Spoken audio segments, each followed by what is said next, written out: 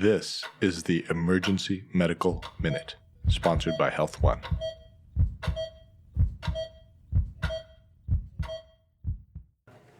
Good morning. Morning.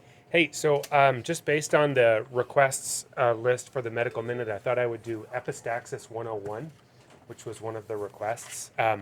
Nosebleeds are a personal favorite of mine, which probably puts me in a very small percentage of clinicians, but I really do genuinely like them because people come in both scared and physically uncomfortable, and there is some morbidity associated with it, and you can really make someone's experience with it much better if you do it right. So, a couple of just sort of myth busters, common misunderstandings about the nosebleed.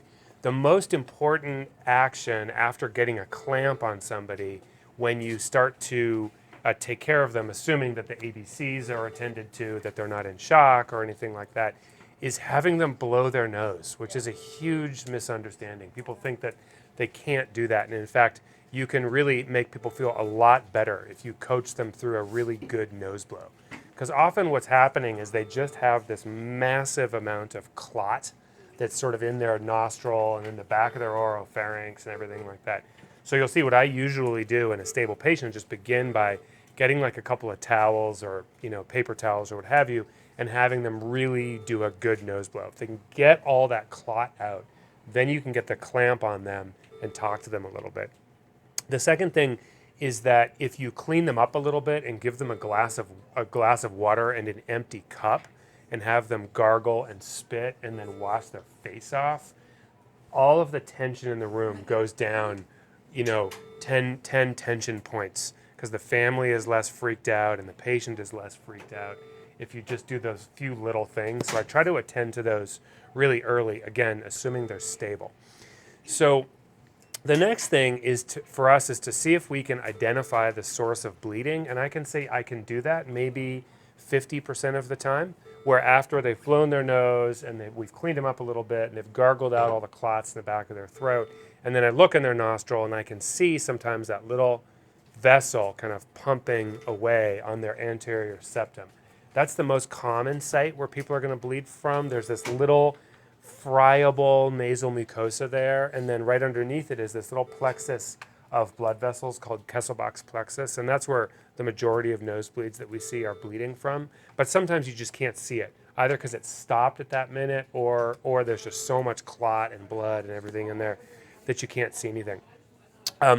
Also, we see that a lot because the nasal cannula oxygen that a lot of these patients are on is sitting right on that spot, and it just kind of dries it out and erodes it, and then that's where they bleed from. So again, pro tip, you take that nasal cannula and you put it in their mouth and have them coach them to breathe through that.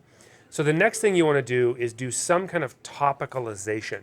And so I like just LET. And so I usually will ask the nurse or whomever I'm working with to get two things of LET, 4 cotton balls, and then 2 cotton balls in each of the bottles of LET, and then both cotton balls up both nostrils. And I like to do both sides because out of the gate, especially in a bad nosebleed, you don't know if you're going to pack one or both sides sometimes because you can't always see where it's bleeding from. And so I just topicalize both sides. And usually at that point in the stable patient, you've got like 10 or 15 minutes to just let them kind of percolate with their LET. And when you come back and pull the cotton balls out, I would say 50% of the time in those patients, it's now no longer bleeding. And at that point, I'll usually take silver nitrate and just cauterize both anterior septums if I can't see where it's bleeding from, or the one side if I could. And then I make a decision basically based on how old they are, whether they're on oxygen, so cannula, and kind of whether they're anticoagulated about what I do next. Because a lot of times you've now stopped it. And if they're young and healthy, I might be done and we don't do any more treatment. But if they're anticoagulated, they're going to bleed again. So I go ahead and put in something mechanical in there. And we do like the balloon sponges. Those work best. Like the Rhino Rocket is one brand, but something with a balloon that you can blow up. And at that point, those are super uncomfortable. So we'll put them in the side that we think it's bleeding from and give it 5 cc's of air. The patient's usually very uncomfortable. Wait a few minutes, then give it another 5 cc's of air. Most of them can take between 10 and 20 cc's. And that's often all you need. Now, a couple words about posterior bleeds. It's a myth that we know out of the gate what's a posterior bleed. You usually can't tell. And although they're like an anatomic definition of the blood vessels involved with posterior bleeds, really practically a posterior bleed is a nosebleed that doesn't stop with an anterior pack. So really it's sort of a diagnosis of exclusion. So you pack them anteriorly, and then if they're still bleeding, that's a posterior bleed and you need to do something else. Myth number 2 is that ENT plays a role in these patients. ENT can help, but there's not much ENT is going to do that I can't do or one of our providers can't do. Really, the service that's helpful if we can't get these people stopped is IR. So it's the same people who are doing our strokes. It's neuro IR. So if I have someone who's got a bad posterior bleed, I've packed them anteriorly, and then I've put in that huge posterior balloon that looks like a Foley with like a big anterior balloon in the front, and they're still bleeding, then that's a true posterior bleed. They're rare. I've been at Swedish since 2003. Maybe I've seen 4, in all of that time. So these are pretty uncommon. But the next step is you intubate the patient and you call neuro IR, just like doing a stroke. And then these patients get embolized because the vessels there are brain vessels, they're anterior, like carotid circulation vessels that need to be taken care of. So we talked about cautery, topicalization, posterior bleeds, kind of the next step if you can't get it stopped.